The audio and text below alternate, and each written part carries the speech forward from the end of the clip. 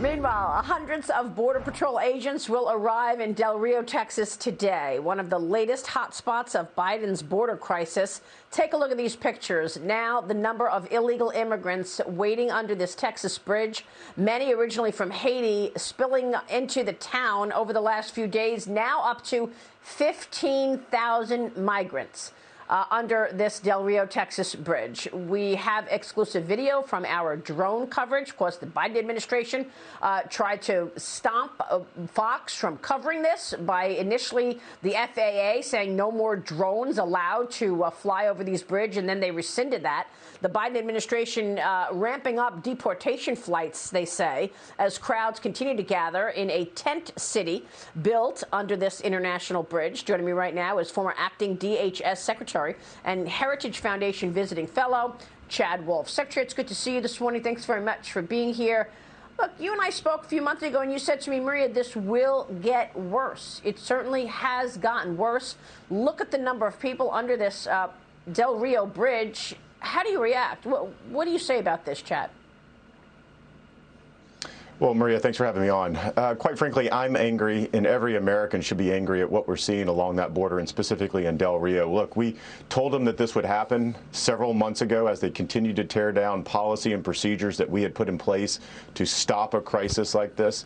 And they don't seem to actually want to institute the rule of law and enforce the law until things get to a crisis level, until you have tens of thousands of folks crossing that border and 10,000 or more folks under a bridge. Then they start talking about deportation flights, and they start talking about things that they should have been doing from day one. So again, this is a crisis that has been completely self-inflicted. It didn't need to occur. And again, they're too late in implementing policies that are going to address this at the end of the day. So what happens now? I mean, look, first of all, I don't understand the point. I mean, what is the point of having no sovereignty whatsoever for this country? Why have wide open borders? This bridge connects South Texas to Mexico. Most of these people, we're told, are from Haiti coming through Mexico to come into the country, and they want to get apprehended so that they can be legal. And once they're apprehended, Chad, walk us through the process. They pretty much become legal in America until they are able to see a judge, right? And that, in some cases, is never. Well, particularly families and minors that come across the border and are apprehended, they are released into the country within a matter of days, and they're given a court order to show up at a court in a future date, and it's probably months and even years away from that. And we know the vast majority of them never show up, so they remain here in the U.S. In the shadows and the like. There are a small portion of them that are deported or removed from the country, and we know that those folks simply come back over at the end of the day at a later date. But look, this is the Biden administration needs to get serious about this. Why they have waited for so long to deploy Border Patrol personnel to Del Rio. They should have seen this coming as the numbers increased. They didn't increase overnight. The numbers slowly increased over a matter of weeks and months, and they should have taken more proactive steps to send the signal to these migrants that it's not okay to continue to break the laws and to continue to enter the country illegally. And we know that in the month of August, 208,000 migrants were apprehended. That was up 317% from August of 2020. Under the Trump administration, the apprehensions were actually at a 45-year low. So let me go back to my initial question. What's the point of this? What do you think is the policy thinking in this administration? I mean, you've got the Biden administration now saying that they want to give green cards to Afghan refugees. So we've got refugees coming in from Afghanistan, and then we've got 200,000 coming in through Mexico every month. The Senate parliamentarian ruled yesterday that President Biden's idea to spend $109 billion to make 10 million illegals legal as part of his $5.5 trillion spending bill cannot include that pathway to citizenship. It cannot be for amnesty for the millions of illegal immigrants already here in the country, Chad. So what happens now, and what do you think the thinking is? Why does this administration believe that America should have wide open borders when we have a structure in place? We already issue 1 million green cards every year. legally. Well, it's really quite astonishing.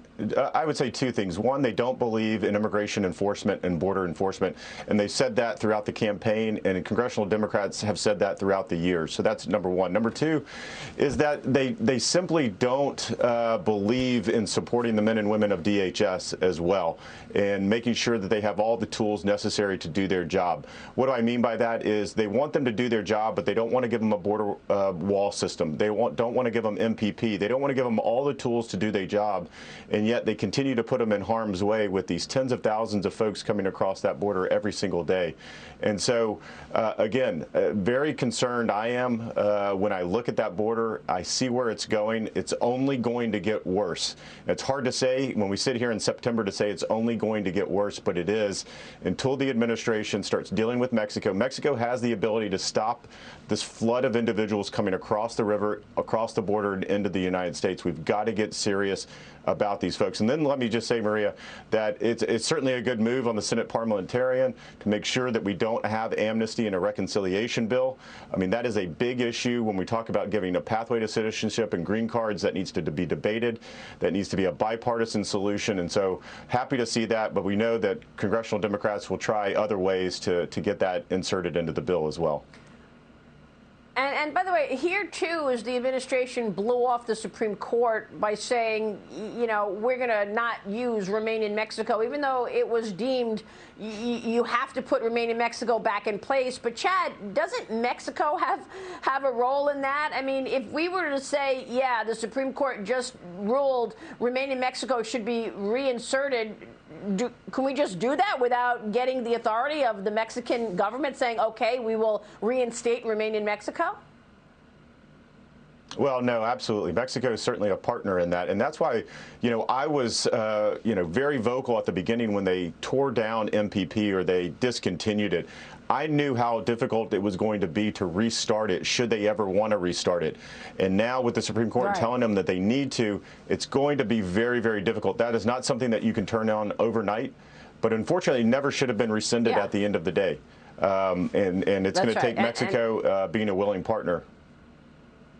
Right, because I know that this all was part of a negotiation that the Trump administration had with the leadership of Mexico and the Northern Triangle countries. Chad Wolf, good to see you. Thanks very much for weighing in on this incredible developing story.